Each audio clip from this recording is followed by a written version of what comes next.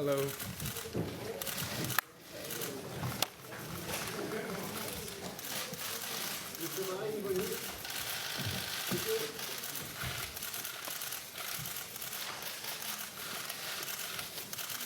I need thank you.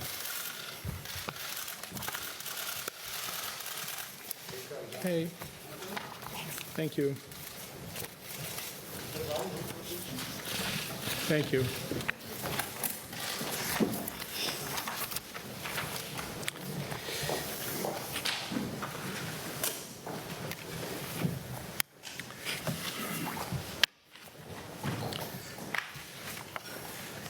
Ladies and gentlemen, the Vice President and I are very pleased to welcome you to our press conference. We will now report on the outcome of today's meeting of the Governing Council, which was also attended by the Commission Vice President, Mr. Dombrovskis. Based on our regular economic and monetary analysis and in line with our forward guidance, we decided to keep the key ECB interest rates unchanged. Regarding non-standard monetary policy measures, the asset purchase programs continue to proceed smoothly. As explained on previous occasions, our monthly asset purchases of 60 billion euros are intended to run until the end of September 2016 and, in any case, until we see a sustained adjustment in the path of inflation that is consistent with our aim of achieving inflation rates below but close to 2% over the medium term. When carrying out its assessment, the Governing Council will follow its monetary policy strategy and concentrate on trends in inflation and the medium-term outlook for price stability. All in all, the information that has become available since the Governing Council meeting in early June has been broadly in line with our expectations. Recent developments in financial markets, which partly reflect greater uncertainty, have not changed the Governing Council assessment of a broadening of the euro area's economic recovery and a gradual increase in inflation rates over the coming years.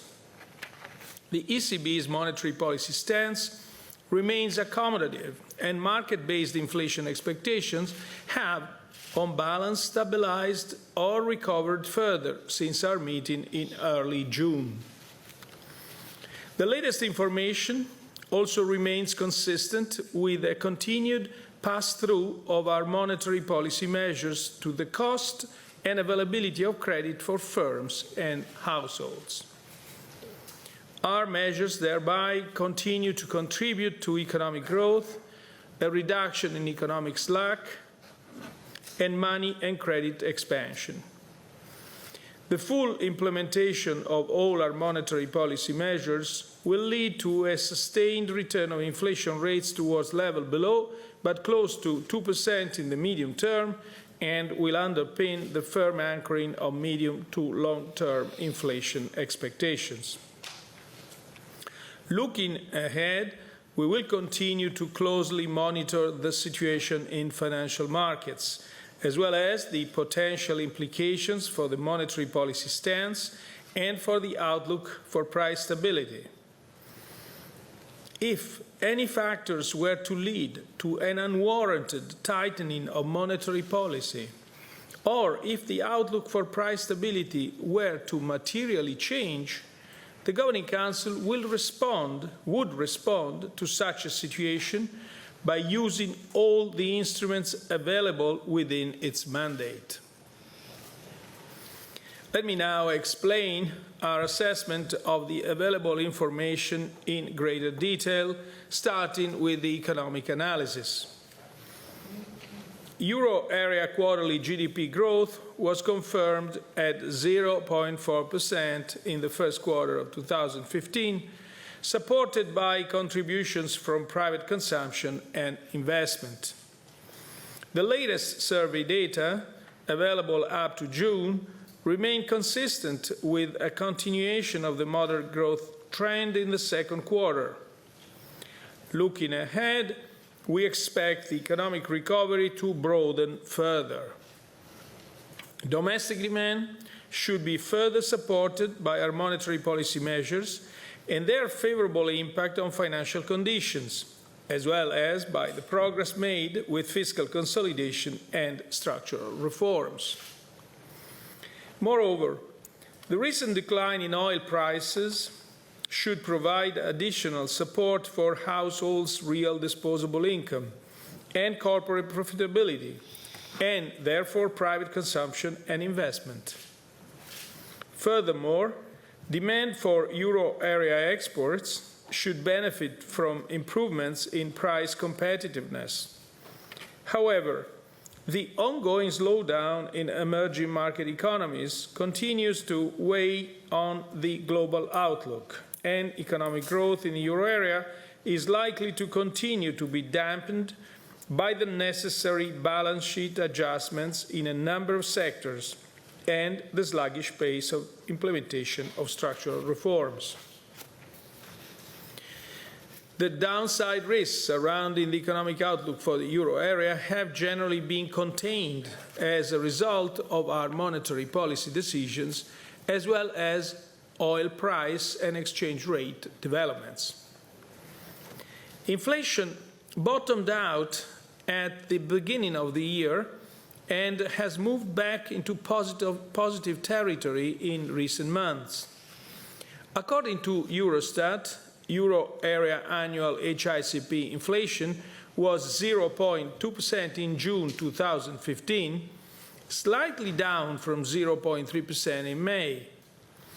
On the basis of the information available in current oil futures prices, annual HICP inflation is expected to remain low in the months ahead and to rise towards the end of the year, also on account of base effects associated with the fall in oil prices in late 2014. Supported by the expected economic recovery, the impact of the lower exchange rate, and the assumption embedded in oil futures markets of somewhat higher oil prices in the years ahead, inflation rates are expected to pick up further during 2016 and 2017. The Governing Council will continue to monitor closely the risks to the outlook for price developments over the medium term. In this context, we will focus in particular on the pass-through of our monetary policy measures, as well as on geopolitical, energy and exchange rate developments. Turning to the monetary analysis, recent data confirm robust growth in broad money, M3. The annual growth rate of M3 was 5% in May 2015, compared with 5.3% in April. Annual growth in M3 continues to be strongly supported by its most liquid components, with the narrow monetary aggregate M1 growing at an annual rate of 11.2% in May. Loan dynamics continue to improve.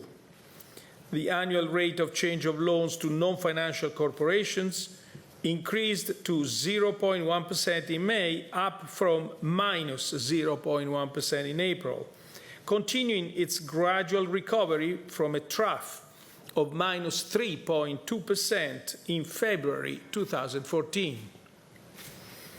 This is consistent with the positive evidence from the Bank Lending Survey for the second quarter of 2015. Banks reported a continued net easing of credit standards on loans to enterprises, which was stronger than expected in the previous survey round. Net demand for loans to enterprises increased further, supported by demand for credit related to fixed investment. Fragmentation in terms of credit demand in individual countries decreased, and the targeted longer-term refinancing operations helped to improve the terms and conditions for credit supply. Despite these improvements, the dynamics of loans to non-financial corporations remains subdued. They continue to reflect the lagged relationship with the business cycle, credit risk, credit supply factors, and the ongoing adjustment of financial and non-financial sector balance sheets. The annual growth rate of loans to households increased to 1.4% in May 2015, after 1.3% in April. Overall, the monetary policy measures we have put in place since June 2014 provide clear support for improvements both in borrowing conditions for firms and households and in credit flows across the euro area. To sum up, a cross-check of the outcome of the economic analysis with the signals coming from the monetary analysis confirms the need to maintain a steady monetary policy course, firmly implementing the Governing Council's monetary policy decisions. The full implementation of all our monetary policy measures will provide the necessary support to the economic recovery in the euro area and lead to a sustained return of inflation rates towards levels below but close to 2% in the medium term. Monetary policy is focused on maintaining price stability over the medium term, and its accommodative stance contributes to supporting economic activity. However, in order to reap the full benefits from our monetary policy measures, other policy areas must contribute decisively. Given continued high structural unemployment and low potential output growth in the euro area, the ongoing cyclical recovery should be supported by effective structural policies, in particular in order to increase investment, boost job creation, and raise productivity. Both the implementation of product and labor market reforms and actions to improve the business environment for firms need to gain momentum in several countries. A swift and effective implementation of these reforms in an environment of accommodative monetary policy will not only lead to higher sustainable economic growth in the euro area, but will also raise expectations of permanently higher incomes. Fiscal policies should support the economic recovery while remaining in compliance with the Stability and Growth Pact. Full and consistent implementation of the Pact is key for confidence in our fiscal framework. We are now at your disposal for questions. Giulia Chatterjee.